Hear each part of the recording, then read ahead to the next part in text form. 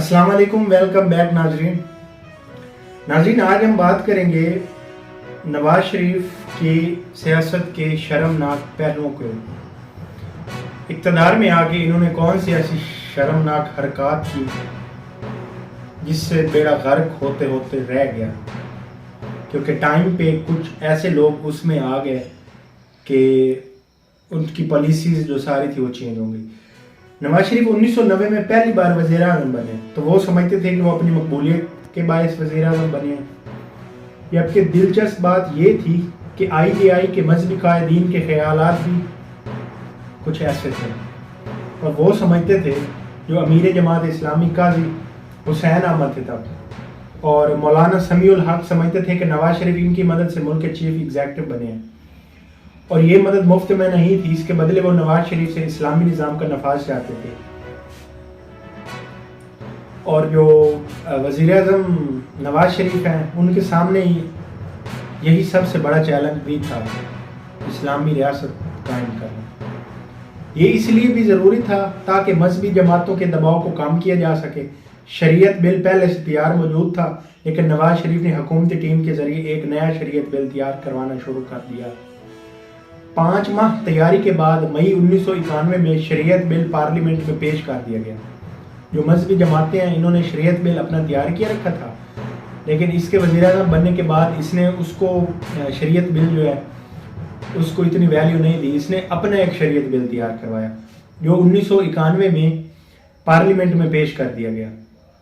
Bill का parliament में पेश होना था कि एक हंगामा मच गया। मौलाना समीउल हक और काजी हुसैन अहमद समेत कई उलमाए दीन को शरीयत बिल शरीयत के मुताबिक नहीं लगा। मौलाना फजलुर रहमान साहब ने तो यहाँ तक कह दिया कि नवाज शरीफ का शरीयत बिल ऐसा है जैसे शराब की बोतल में आब जमजम पेश किया जाए।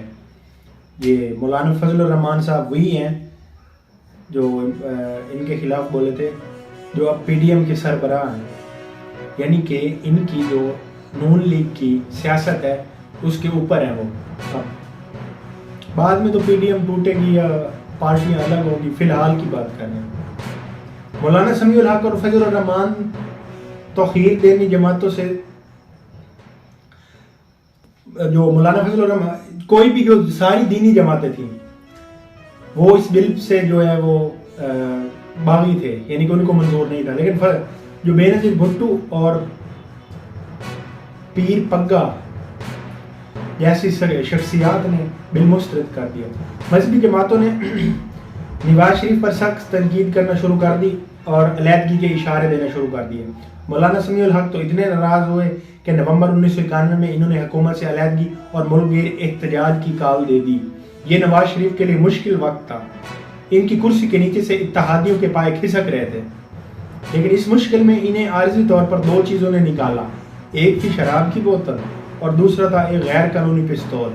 इस्लामाबाद से शराब और असले समेत मैडम ताहिरा नामी एक 33 साल खातून गिरफ्तार हुई और इस खातून ने एक ऑडियो टेप भी रिलीज हो गई गिरफ्तार होने के साथ, जिसमें रोदाद अखबारात में टॉप स्टोरी के तौर पर वो छपी, जो टेप उनकी रिलीज हुई ऑडियो।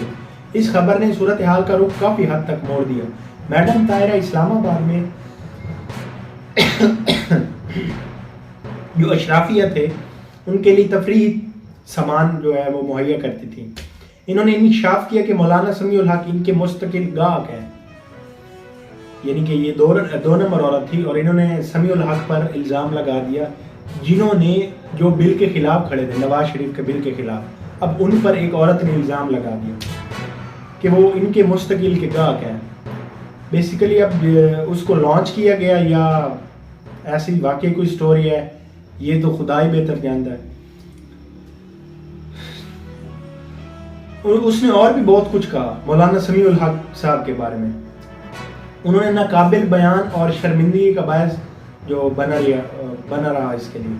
कुछ दिन में सेनेट का इजलास था, मौलाना समीउल हक इजलास में आए, वो गमज़दा थे, उन पर ताज़ा इल्ज़ाम लगा हुआ था, झूठा इल्ज़ाम, उनके मुताबिक झूठा इल्ज़ाम था।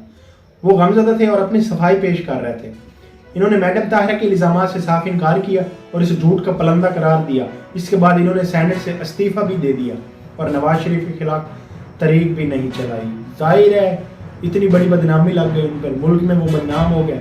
جو تحریک چلائی ہوئی تھی انہوں نے اس بل کے خلاف, نواز شریف کے خلاف, وہ انہوں نے وہیں پہ روک دی اور اپنی جو عہدہ ہے اس سے مستعفی ہو کے گھر میں بیٹھ گئے. یہ سٹوری ہندوستانی اخبارات سمیت پوری دنیا میں چھپی. تاہم میڈم طاہرہ نے کچھ عرصے بعد تمام الزامات سے انکار کر لیا اور اپنے سارے الزامات واپس لے لیے اور کہا کہ سمیع الحق سے ان کا کوئی تعلق نہیں. لیکن اس وقت بہت زیادہ دیر ہو چکی تھی. سمیع الحق کا دباؤ تو ختم ہو گیا, لیکن اس سے بھی بڑا ایک دوسرا دباؤ وزیر اعظم کے سر پر آن گرایا. دباؤ بھی دائیں بازو کی طرف سے تھا. جو نواز شریف نے لوڈ شیڈنگ کے خاتمے کے لیے جن منصوبوں کا آغاز کیا تھا, ان میں کراچی کے پاس جب پاور اسٹیشن بہت اہم اور بڑا منصوبہ تھا. قومی خزانے میں اتنی رقم نہیں تھی کہ اتنا بڑا پاور پلانٹ لگایا جا سکے. چنانچہ یہ پروجیکٹ غیر ملکی سرمایہ کاری سے مکمل کیا جا رہا تھا, جس میں ظاہر ہے کہ نواز شریف کا ایک بہت بڑا کمیشن بھی شامل تھا. لیکن اس کے ساتھ ساتھ اس میں سود بھی شامل تھا. ایسے میں وفاقی شرعی عدالت سے سود کے خلاف فیصلہ آ گیا. تب فیصلہ آیا تھا کہ ملک میں کوئی بھی سود پر کام نہیں کرے گا. فیصلہ یہ تھا کہ حکومت پاکستان اور تمام صوبے ایسے تمام معاشی منصوبے بند کر دیں گے جن میں سود کا عمل دخل ہے. اس فیصلے پر عمل کا مطلب تھا کہ نواز شریف ایک بہت بڑی لوٹ مار کھو دیں گے, اور عمل نہ کرنے کا مطلب تھا کہ نواز شریف اپنے مذہبی اتحادی کو بیٹھیں گے. نواز شریف کے لیے چوائس بہت مشکل تھی. اب لوٹ مار کریں یا حکومت بچائیں, دو چوائسز تھی اس کے سامنے. ایسے میں ایک چھوٹا سا بینک کام آیا. وزیر اعظم نے سپریم کورٹ میں وفاقی شرعی عدالت کے فیصلے کے خلاف اپیل دائر کر دی. یہ اپیل زرعی ترقیاتی بینک کے ذریعے دائر کی گئی تھی. اب فیصلہ سپریم کورٹ نے کرنا تھا کہ وفاقی شرعی عدالت کے فیصلے پر عمل کرنا ہے یا نہیں. یعنی جو وفاقی شرعی عدالت میں بل پیش کیا گیا تھا کہ سود کا خاتمہ کیا جائے, ملک میں کہیں پہ بھی سود کا جو کاروبار ہے وہ نہیں چلے گا. اس سے نواز شریف کو نقصان ہوتا ہوا فیل ہوا, تو اس نے اسٹیٹ بینک سے ریکویسٹ کروا دی کہ یہ چیز ختم نہیں ہونی چاہیے. تو عدالت نے جو سود ختم کرنے کا فیصلہ تھا وہ پینڈنگ کر دیا, کوئی فیصلہ نہیں سنایا. اس اپیل کی سماعت تو کیا ہونی تھی, تاریخ پر تاریخ پڑتی رہی اور یہ معاملہ عدالتی بھول بھلائیوں میں گم ہو گیا. نفاذ اسلام اور سود کے خاتمے کی طرح ایک اور بڑا دباؤ بھی باقی تھا, وہ تھا معاشی تباہی کو روکنے کا دباؤ. نفاذ اسلام اور سود کے خاتمے کا کام تو نہ ہو سکا, لیکن ملک معاشی تباہی کے دہانے پر پہنچ گئے. صورتحال یہ تھی کہ سرکاری بینکس اور انڈسٹری تباہی کے دہانے پر کھڑی تھی. اربوں روپے کی کرپشن, ضرورت سے زیادہ ملازمین کی بھرتیاں پی ایم ایل این کے دور میں, ان کی لمبی چوڑی تنخواہیں اور سب سے بڑھ کر مزدور یونینز کے آئے روز ہڑتالیں, یہ وہ مسائل تھے جن کی وجہ سے سرکاری ادارے ٹھپ ہو کر رہ گئے تھے. الائیڈ بینک 22 ارب کے خسارے میں تھا. ایم سی بی کا یہ حال ہو گیا تھا کہ کئی ممالک ان سے آپریشنز بند کر رہے تھے. انہی حالات کے نتیجے میں 18 اپریل 1993 کو صدر غلام اسحاق خان کے آئین آرٹیکل 58B کے تحت کرپشن کے الزام لگاتے ہوئے نواز شریف کی حکومت کو برطرف کر دی. جب اسحاق خان صاحب نے یہ سمجھا کہ ملک اب تباہی کی طرف جا رہا ہے, تو انہوں نے ان پر کرپشن کا الزام لگوایا اور آرٹیکل 58B کے تحت نواز شریف کی حکومت کو برطرف کر دیا. اس وقت کے اسپیکر قومی اسمبلی کیپٹن ریٹائرڈ گوہر ایوب خان نے صدر مملکت کے اس اقدام کے خلاف اسمبلی کے کسٹوڈین کی حیثیت سے, انہوں نے جو اسمبلی کے کسٹوڈین کی حیثیت سے سپریم کورٹ میں رجوع کیا. چیف جسٹس سید نسیم حسن شاہ کی سربراہی میں قائم سپریم کورٹ کے بینچ نے تقریباً 5 ہفتے کی سماعت کے بعد 26 مئی 1993 کو قومی اسمبلی اور نواز شریف سرکار کی بحالی کا حکم جاری کر دیا. جن کی حکومت کو برطرف کیا گیا تھا 26 مئی 1993 کو قومی اسمبلی اور نواز شریف کی سرکار جو ہے وہ بحال ہو گئی. سپریم کورٹ کے اس فیصلے سے جہاں صدر غلام اسحاق کو مشکل کا سامنا کرنا پڑا, وہیں ملک کی سیاسی صورتحال بد سے بدتر ہوتی چلی گئی. جولائی 1993 کے شروع میں حزب اختلاف کی جماعتوں نے اعلان کیا کہ اگر وزیر اعظم نے نئے انتخابات کروانے کا اعلان نہیں کیا تو وہ 16 جولائی 1993 کو اسلام آباد کی جانب لانگ مارچ کریں گے. ایسے وقت پر ملکی بران صورتحال میں chief of army staff general Abdul Waheed Kakar صاحب ہیں، انہوں نے یہ فیصلہ کن کردار ادا کرتے ہوئے ایک جانب قائد حزب اختلاف محترمہ بینظیر بھٹو کو لانگ مارچ منسوخ کرنے پر آمادہ کیا تو دوسری جانب صدر غلام اسحاق خان کو استعفیٰ دینے اور وزیر اعظم نواز شریف کو اسمبلی توڑنے پر تیار کر لیا۔ جنرل عبدالوحید کاکڑ نے تینوں فریقین کو ان فیصلوں پر عمل درآمد کی صورت میں عام انتخابات وقت پر منعقد کروانے کی ضمانت دی۔ پاکستان کی سیاست میں 18 جولائی 1993 وہ تاریخی دن تھا جب ملک کے صدر اور وزیر اعظم ایک ساتھ اپنے عہدوں سے رخصت ہوئے۔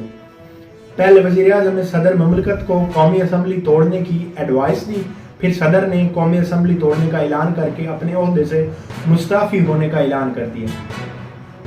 نواز شریف اور بینظیر بھٹو کے اتفاق رائے سے عالمی بینک کے سابق ایگزیکٹو ڈائریکٹر معین قریشی کو نگران وزیر اعظم بنا دیا گیا، جبکہ سینٹ کے چیئرمین وسیم سجاد نے قائم مقام صدر کا عہدہ سنبھال لیا۔ ان کے بعد پھر ان کی سیاست آگے چلتی رہی اور اب جو حالت ہے وہ بھی آپ کے سامنے ہے، تو مزید تفصیل سے کسی دن اور بات کریں گے۔ ابھی آپ چینل کو سبسکرائب کر دیجیے گا، بیل آئیکن کو دبا دیں تاکہ کوئی ویڈیو آپ سے رہ نہ جائے، انفارمیٹو اور interesting video about politics and history. اپنا خیال رکھیے گا، اللہ حافظ۔